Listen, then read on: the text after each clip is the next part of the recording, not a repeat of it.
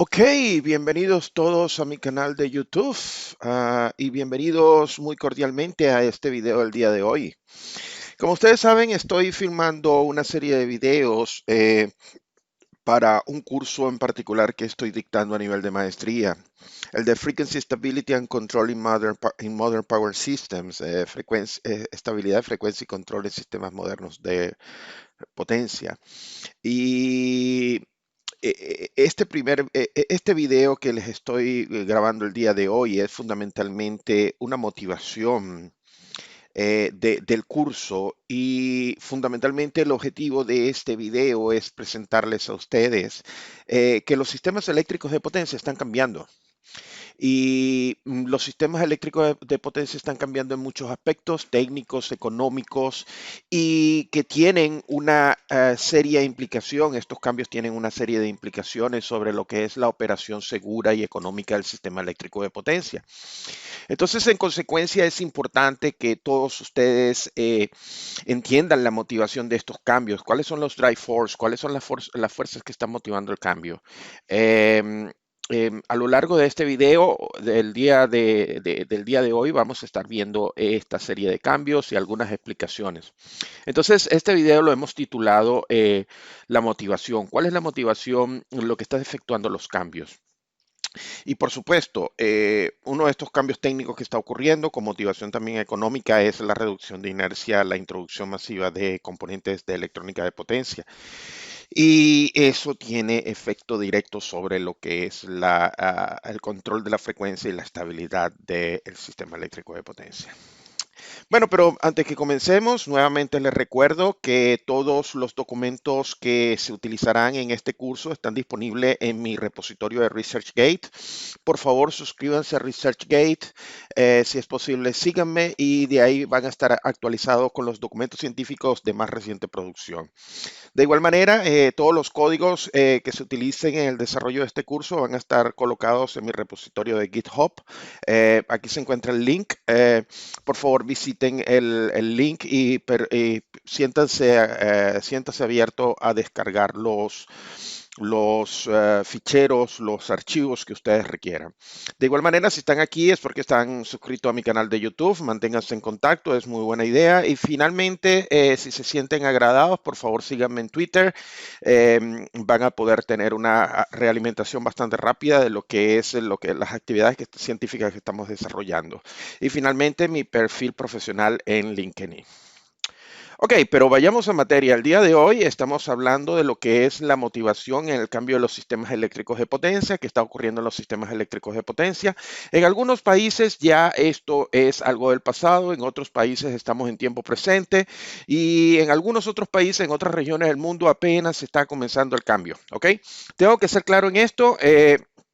Los cambios en los sistemas eléctricos de potencia en algunos países del mundo, Estados Unidos, Europa, China, están llegando de una manera bastante rápida, bastante acelerada.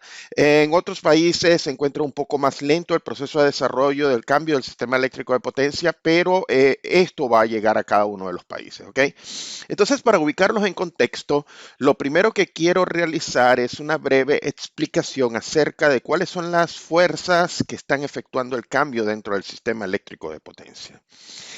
Y lo primero que tenemos que entender es que hay un trilema, es decir, hay tres fuerzas que están entre ellas, correlacionadas y que tienen todas un efecto sobre lo que es el cambio del sistema eléctrico de potencia. Por allá por el año 2014 yo escribí un capítulo del libro, en el libro Large Scale Renewable Power Generation. En aquel año yo escribí un capítulo que se denominó Control de la frecuencia y respuesta inercial de esquemas de las redes eléctricas del futuro. En aquel momento, en el 2014, estaba comenzando la gran transición, la acelerada transición de lo que es el estado actual de los sistemas eléctricos de potencia en Europa. Y fundamentalmente identifiqué en ese capítulo que hay, mejor dicho, tres grandes fuerzas. Una de ellas es climate change, la otra es seguridad energética o energy security, y finalmente lo que es la globalización de la economía, la economic globalization. ¿Ok? Vamos a explicar cada una de ellas. ¿Por qué el cambio climático? Bueno, ya está científicamente demostrado que el clima a nivel mundial está cambiando. El hombre en el desarrollo de la sociedad moderna está emitiendo mayor cantidad de gases y esos gases, algunos de ellos son muy dañinos a lo que es la atmósfera. Entre ellos se encuentra el CO2. El CO2 tiene efectos sobre lo que es el efecto de invernadero y otra serie de cosas y está creando un calentamiento global. No hay duda al respecto. Consecuencias están a la vista a nivel mundial, mayor número de inundaciones, huracanes, etcétera, etcétera, etcétera. Lo cierto es que el sector de electricidad, el sector de energía, es uno de los sectores que ha sido tradicionalmente mayor emisor de contaminantes, de CO2 y de otra serie de sulfuros, hidróxidos, nitróxidos, etcétera.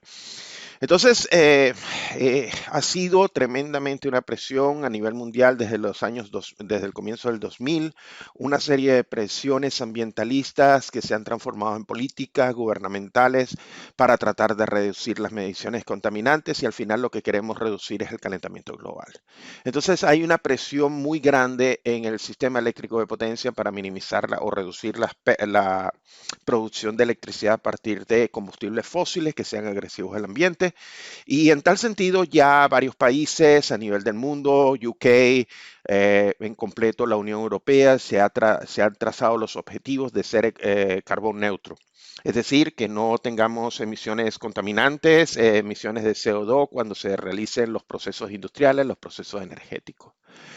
Pero por otra parte hay otra cosa que nos está forzando y es la seguridad energética. La seguridad energética se refiere a que tengamos la energía en el momento que la necesitamos, pero que también que sea de manera segura, que provenga, por ejemplo, de países que sean aliados o que tratemos de fundamentalmente detener el consumo de energía o la importación de energía de otros países. La seguridad energética en el caso de Europa viene del hecho de que Europa importa mucho gas natural, especialmente para calefacciones en los países del este, Polonia, etcétera. Se importa muchísimo gas natural, entonces lo que queremos es depender de de tener la dependencia de esa importación de países como Rusia y en tal sentido tener una capacidad de subsistencia autónoma desde el punto de vista energético. Esto ha motivado, entre ciertas cosas, el cambio de los estilos de calefacción y refrigeración, pasando de gas natural a electricidad.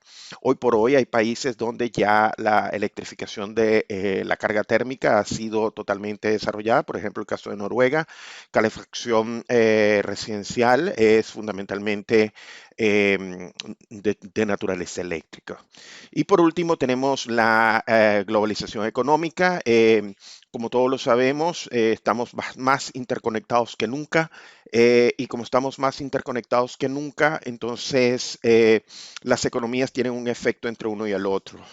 Lo cierto es que la Unión Europea tiene 28 países en Europa continental y es un mercado único. Y es un mercado único que se quiere transformar también en electricidad, gas y otros productos energéticos. Entonces, la necesidad de cambiar la matriz de generación y reducir las emisiones de CO2, la necesidad de ser más autónomos y menos dependiente de otros países de lo que es la energía, la masificación de los mercados globales está haciendo que cambien los sistemas eléctricos de potencia, que los sistemas eléctricos de potencia migren hacia a algo que sea más económicamente sustentable, ambientalmente sustentable y por supuesto que sea de seguridad geopolítica. Todo esto está establecido en mi capítulo que escribí para este libro. Por favor, siéntanse abiertos a conseguir este libro y leer mi capítulo. Les va a ser sumamente importante para ustedes porque como pueden ver, el título de este capítulo del libro es Frequency Control and Inertia Response Schemes for Future Power Networks. Pueden leer la parte inicial del capítulo donde hablo sobre este trilema Nexus, pero también hay esquemas de control para control de la frecuencia en sistemas de generación renovable, particularmente turbinas de viento, algo también de baterías y algo también relacionado con HVDC. Entonces, les recomiendo que lean ese capítulo.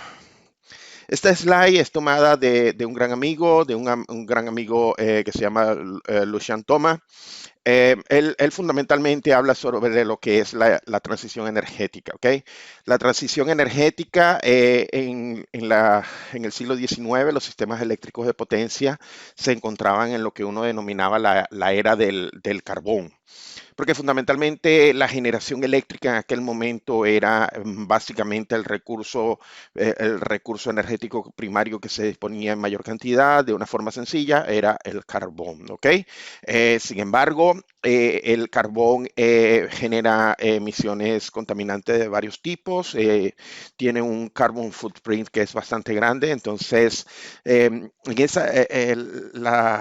el siglo XIX los sistemas eléctricos de potencia eran insostenibles. Eh, una de las cosas que ocurría en el siglo XIX es que fundamentalmente la generación y las cargas se encontraban aisladas. Era básicamente lo que era generación local y demanda local. Entonces, la generación se adecuaba para cubrir los requerimientos de la red y la red era fundamentalmente definida por la carga y la carga tenía un comportamiento estocástico, ¿ok? Ese es el comienzo de los sistemas eléctricos de potencia comerciales, ¿ok? Había un poco, mayoritariamente eran combustibles fósiles para la producción de electricidad y en algunos sitios, en algunos países, había algún tipo de producción hidroeléctrica, ¿ok? Especialmente en países escandinavos donde hay mucho recurso hidroeléctrico, había el caso de generación local sostenida a partir de hidroeléctrico. Sin embargo, en esos momentos los sistemas eléctricos de potencia, la preocupación no era ambiental del todo. No había ninguna conciencia ambientalista, no había ningún tipo de conocimiento sobre lo que son los efectos de la producción de electricidad sobre el ambiente. El siglo XX pauta un cambio. Ya los sistemas eléctricos de potencia comienzan a ser más integrados, comienza la interconexión, comienza lo que se denomina la economía de escala, comienzan a aumentar el tamaño de las centrales de generación, mientras más grandes, mejor. Comienza a utilizarse mucho combustible fósil, es decir, el petróleo. El petróleo entra como un actor energético fundamental durante esta época del siglo XX. Empieza la generación a ser más grande, entra también la generación nuclear, por supuesto, a ser parte de la generación mix, ¿ok? Sin embargo, las redes seguían siendo muy sencillas, la carga era fundamentalmente quien gobernaba la parte estocástica del sistema eléctrico de potencia, sistemas de distribución que tenían características de flujo de potencia unidireccionales, es decir, una sola dirección de la generación al consumo, sistemas de potencia que era el siglo XX, ¿ok? Era lo que nosotros llamábamos la era de los combustibles fósiles. Sin embargo, uno de los grandes problemas en esa época es que todavía no teníamos conciencia ambientalista y realmente la producción de electricidad no consideraba el efecto sobre el medio ambiente, ¿ok? Siglo XXI, comienza el siglo XXI y es lo que llamamos la transición a la era eléctrica. Fundamentalmente comienzan a aparecer las presiones ambientalistas serias para reducir las emisiones contaminantes en el sector de producción de electricidad. Y en ese momento entonces es cuando empiezan las presiones ambientalistas, pero también correlacionando lo que son la ubicación demográfica y lo que son la disponibilidad de recursos. Entonces, aunque todavía hay combustibles fósiles utilizados para la generación, la hidroeléctrica todavía se mantiene como una generación tradicional, aparece en grandes países como el caso de Japón, como el caso de Francia, muchísimas plantas eléctricas, pero comienzan a aparecer las renovables. Las primeras etapas de las renovables incluían mucha biomasa. Países como Alemania, Suecia utilizan mucha biomasa, especialmente también para la producción de electricidad y calor. Empieza a aparecer la introducción seria de lo que es viento, energía proveniente del viento, las turbinas eólicas y los sistemas fotovoltaicos solares y sistema térmico solar. Lo cierto es que aunque empieza a penetrar la energía renovable, hay un dilema sobre si esto todavía es sostenible. Sostenible tanto desde el punto de vista económico, porque los primeros intentos de la energía renovable fueron altamente costosos, generaban mayor costos de producción para los sistemas eléctricos, cosas que ya es del pasado. Sin embargo, el consumidor comienza a ser más activo, comienzan las nuevas medidas del control de la demanda, el consumidor comienza a instalar energía fotovoltaica acá en casa. Hoy por hoy tenemos hasta almacenamiento y coches eléctricos, pero lo cierto es que en la época donde muchos servicios pasan de combustibles fósiles al uso de electricidad. Entre ellos está marcado el uso de los coches eléctricos para reducir las emisiones contaminantes en el sector transporte, particularmente en el sector privado. Eh, Realmente ya comienzan el interés por lo que es la conciencia y el entendimiento del comportamiento ambiental. Tenemos que tener conciencia de que las emisiones de CO2, las emisiones contaminantes, están deteriorando la atmósfera y en consecuencia un aumento paulatino de la temperatura con potencialmente consecuencias de vida o muerte a futuro. Entonces comienza una gran presión. Hoy por hoy nosotros podríamos llamar que estamos en lo que es la nueva edad de la electrificación. Hoy por hoy sí es serio que calefacción, transporte, refrigeración están incluidos dentro del vector de electricidad. Eh, en algunos países ya es ley que la calefacción tiene que ser de tipo o de tipo eléctrica o de tipo distrital, donde se utiliza cogeneración para producir el calentamiento. Estamos hablando que el sistema es sostenible 100% desde el punto de vista ambiental, porque hay una mayor penetración. En algunos países sobrepasa 70% de energía renovable en la generación. UK ha alcanzado 33% de generación renovable e incluso se ha detenido el uso de centrales a carbón, especialmente en el caso de GB, Great Britain, donde es un país tradicionalmente productor de carbón. ¿Ok? Sin embargo, las redes eléctricas están cambiando, es una nueva era. La ICT, la Information Communication Technology, entra a formar una parte importante de lo que es los desarrollos tecnológicos y lo que es la mejora de la operación de los sistemas eléctricos de potencia. Se define a esto como lo que es la era digital. Muchos procesos comienzan a digitalizarse dentro de los sistemas eléctricos de potencia. Hoy por hoy estamos hablando de protecciones de tipo digital, unos y ceros, con muchísimas ventajas, entre ellos el acceso masivo a lo que es la data para procesamiento y generación de información. Sin embargo, las redes de distribución han cambiado muchísimo. El paradigma de generación distribuida aparece y penetra de una forma mayúscula.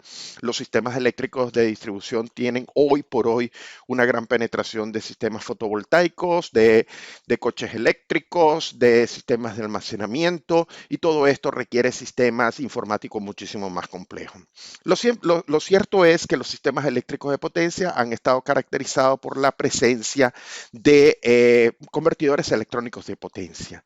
Hoy por hoy los sistemas eléctricos de potencia, los sistemas HVDC utilizan convertidores electrónicos de potencia, sistemas de almacenamiento de baterías utilizan corriente continua, hace falta convertidores de potencia, sistemas fotovoltaicos generan corriente continua, hace falta convertidores electrónicos de potencia, el coche eléctrico tiene batería en corriente continua, hace falta convertidores electrónicos de potencia. En resumen, para no cansarnos aquí, los convertidores electrónicos de potencia están llegando al sistema eléctrico de potencia. No es una utopía, es una realidad. Ya hay proyectos que han demostrado que sistemas eléctricos de potencia pueden funcionar con 100% de energía renovable y con 100% de penetración de convertidores electrónicos de potencia. El convertidor electrónico de potencia es hoy por hoy nuestro amigo, no nuestro enemigo. En el pasado era un dispositivo que generaba armónicos, distorsiones de voltaje y corriente. No nos gustaban. Hoy por hoy son dispositivos muy amables, muy, muy amigables a lo que es la red del sistema eléctrico de potencia. Lo cierto es que estamos ya en esta era, en la era de la nueva electrificación, en la era de una full conciencia y entendimiento de las condiciones ambientales, y eso es un gran logro para la humanidad.